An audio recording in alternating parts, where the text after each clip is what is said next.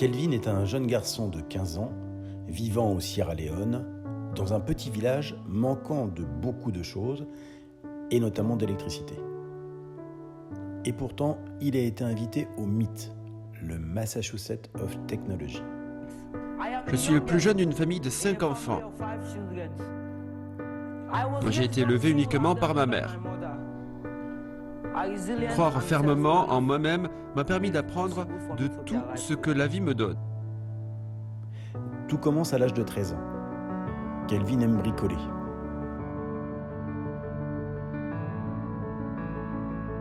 Aux arcs. Je suis un créateur, j'aime faire des choses. Kelvin est très talentueux. Il va carrément dans des décharges pour trouver des composantes électroniques mises au rebut et il fabrique des choses avec. Je suis ici pour chercher du matériel de récupération parce que je n'ai pas d'argent pour acheter du matériel. J'ai l'habitude de venir ici pour collecter des matériaux de récupération et réaliser mes inventions. Bien que n'ayant aucune formation à la matière, il se passionne et essaye de redonner vie à des appareils défectueux.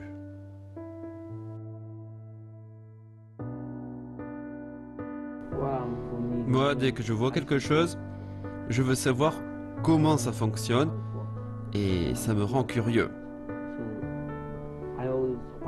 Cela me passionne toujours d'en savoir plus sur les choses. Et c'est ça qui me donne confiance et me permet de persévérer pour faire des inventions de mon cru. Tout est une question de curiosité. Mais il va vite devoir se rendre à l'évidence. Le manque d'électricité chez lui ne lui permet pas d'aller au bout de ses bricolages. Et j'ai été élevé par ma mère. Ça a été très difficile d'être élevé par un seul parent. Il y avait beaucoup de contraintes. Parfois, c'était très difficile. Mais en tout cas, je ne voulais jamais en parler. Alors, lui vient l'idée de se fabriquer une batterie. Il démonte tout d'abord de vieilles batteries qu'il récupère dans des poubelles pour en observer la composition. Puis il se lance dans la fabrication. Plusieurs essais lui sont nécessaires avant de trouver la solution en assemblant du soda, du métal et de l'acide. Ainsi, sa première batterie est née.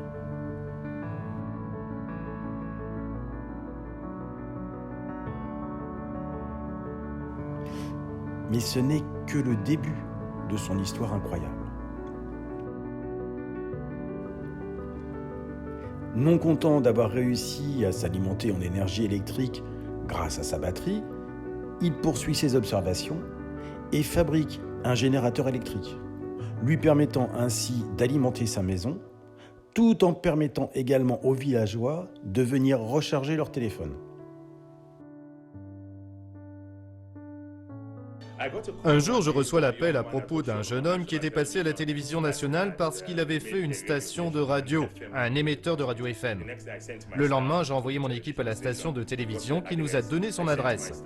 On est allé chez Kelvin et on a rencontré sa mère. On l'a invité à notre bureau et on lui a décroché une bourse pour lui permettre de retourner à l'école et couvrir ses frais de scolarité. J'ai dû le loger avec mon personnel. Un jour, il a fait un haut-parleur à partir d'une boîte et a commencé à jouer de la musique. Depuis ce jour, les voisins ont apporté toutes sortes d'appareils électroniques pour les réparer quand ils sont en panne. Parfois, Kelvin réparait ces appareils, puis achetait des bonbons et des biscuits avant d'inviter ses amis pour faire la fête. Il jouait de la musique et faisait la fête jusqu'à ce que j'aille me coucher. Kelvin est né dans ma maison. Mais malheureusement, quand il a commencé sa carrière,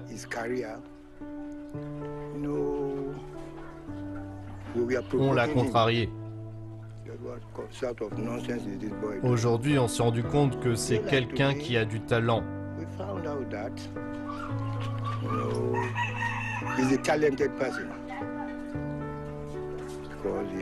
Il me l'a prouvé en fabriquant des générateurs qui fonctionnent.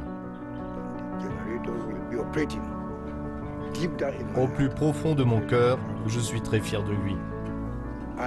Je souhaite que son avenir soit brillant, de sorte qu'il puisse conduire le reste de la famille.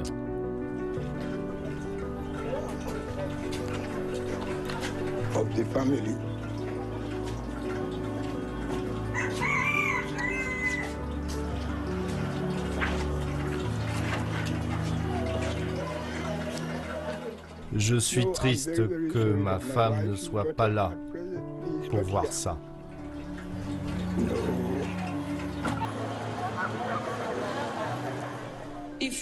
Si on a une station de radio dans mon quartier, les gens peuvent débattre sur des problèmes qui touchent notre quartier et la Sierra Leone dans son ensemble.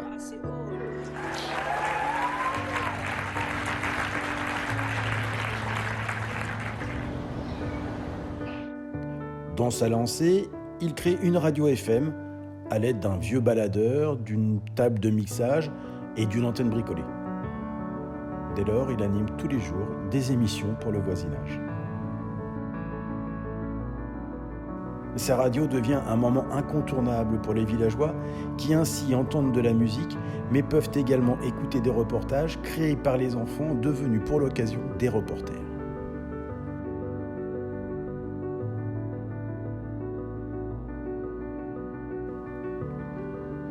Ensuite, il devient le DJ attitré pour les fêtes. Son nom de scène, DJ Focus, est la représentation de son état d'esprit.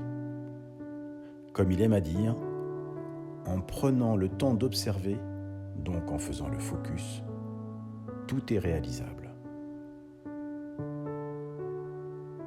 Kelvin est finalement repéré lors d'un concours.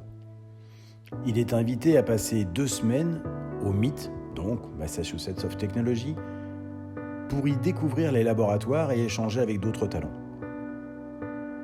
L'expérience dans cette prestigieuse faculté américaine est intéressante, mais la vie dans ces grandes villes ne lui convient pas.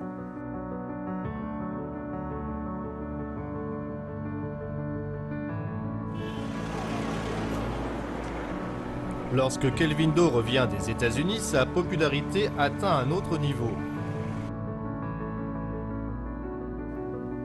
Alors plutôt que de profiter de sa renommée naissante pour intégrer une grande école, il préfère continuer à subvenir aux besoins de son village en ayant pour objectif, entre autres, de fabriquer une éolienne.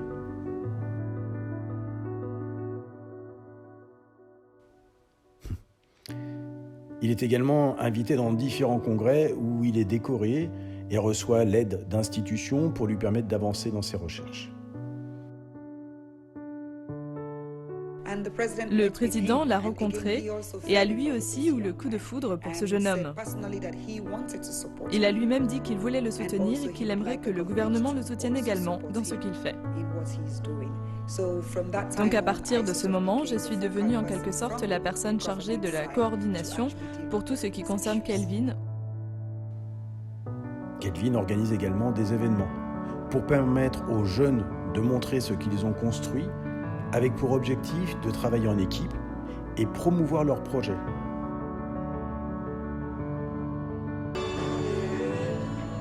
Mais surtout, Kelvin Do a décidé de répandre l'esprit d'innovation. Il le fera avec ses amis. Ils sont affairés à l'organisation d'une foire locale où les jeunes pourront partager leur inventivité. Ainsi, il transmet sa passion et aide au développement de celle des autres. À ne pas en douter, ce jeune homme va longtemps faire parler de lui. Au travers de son expérience, une lumière s'éclaire dans des lieux où la vie va peut-être trouver un nouvel épanouissement.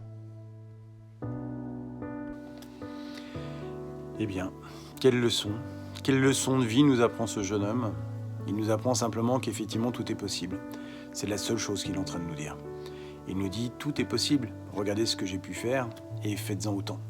Tout est possible, ayez foi en qui vous êtes et ayez cette certitude qu'effectivement vous avez tout en vous. En fait, c'est ça qu'il nous apprend. La preuve en est, c'est que lui, n'ayant eu aucun apprentissage dans l'électronique, il a réussi à réparer des appareils, à en construire d'autres, à aider tout son village. Et en plus, il nous apprend que grâce à qui il est, grâce à son rayonnement intérieur, il a pu rayonner tout autour de lui et faire que ça a apporté une satisfaction pour tous. Alors, c'est bien une leçon de vie qui est importante et c'est surtout une façon d'aller dire à tous, nous avons toutes et tous les capacités d'aller accomplir ce dont on rêve le plus. Donc c'est uniquement ça qu'il nous dit. Alors soyons créatifs, osons et ayons cette certitude que tout est possible. Et même si parfois nous avons des doutes et même si parfois effectivement il y a quelques obstacles à surmonter, eh bien ayons toujours cette assurance que malgré tout tout est possible et que si effectivement ça bloque un petit peu, en allant voir une aide extérieure, on va recevoir le petit coup de pied aux fesses dont on a besoin pour continuer à avancer et puis accomplir exactement notre rêve. Voilà tout ce qu'il nous dit, ce jeune homme. Et moi, je trouve que ça fait énormément écho avec ce que disait Nelson Mandela lorsqu'il écrivait « Notre plus grande peur n'est pas notre insuffisance, notre plus grande peur est d'être capable au-dessus de toute limite. » Ça les a réfléchis.